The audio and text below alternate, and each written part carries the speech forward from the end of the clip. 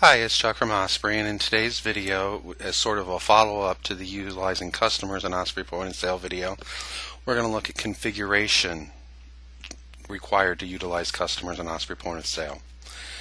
For starters, we're going to go into POS configuration under the main configuration menu, into front-end parameters, which I already have open, and I've went to page 2, and I've already hit update.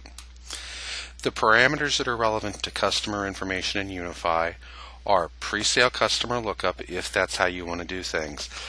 That was demonstrated in the video, whereas once the transaction starts, it will prompt for a customer. In this case, we're choosing what that customer prompt is going to be. If we want to disable this functionality, we choose none, or we can choose one of our options. We have customer number, last name, phone number, member/shopper's card, and driver's license. Additionally, we have a duplicate set of 5 that say compulsory in front of them. The difference between the standard one and the compulsory one is that the information is now required. So if I choose compulsory last name in lieu of just simply last name, they will be forced to enter a customer. It simply is defaulting to the last name entry, but it's forcing a customer on any of these.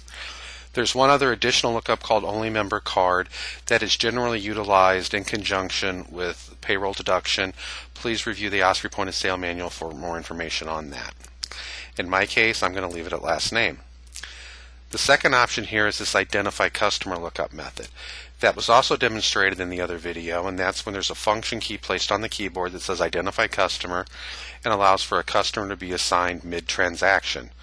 What this controls is the lookup method. Some people may wish to have a different lookup method for the pre-sale lookup than they do the identify customer method, or some people may choose not to use pre-sale method and only use identify method.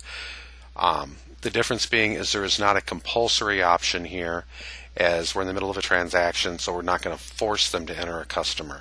So if you want to force a customer entry, you want to use pre-sale customer lookup method, or you'd want to force it based on one or more media keys, which we will look at in a minute.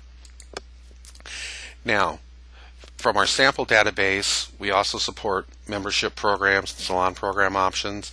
Most people will not use these, so in that case you're going to want to make sure these options are turned off. If you are interested in those functionality, please review the manual for more information. Now I'm going to go ahead and close this out, and we're going to go in and look at the function key, specifically the identify customer function key. This may or may not be set up in your database. If it is, it will be under function keys, which is located under POS key setup in the same configuration section. In my case, I already have one set up. It's right here, identify customer. We're going to go ahead and open that up and take a look at it. All that's required is some sort of description for the key.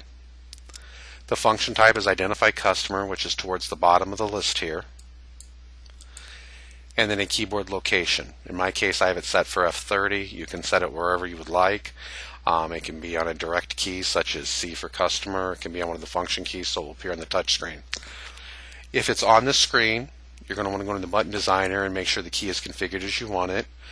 What font, what point size, colors, the actual button text.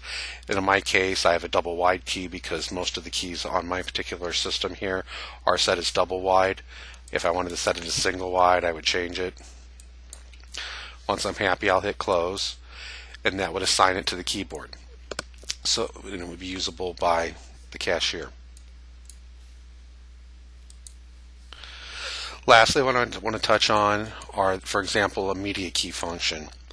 So again, using the payroll deduction that we were talking about earlier, if I wanted to set one of these keys up for that, which for our purposes I'm going to use this random debit card key, there is an option in here for me to compulse a customer. Right here under Media Options 2, Compulsory Customer Selection. If I were to check this and the cashier were to use this particular key to try to tender out, it would require them to utilize a customer, and it will bring up a search box and allow them to assign the customer to the transaction. That is the basic setup to utilize customers in Unify POS. Thank you.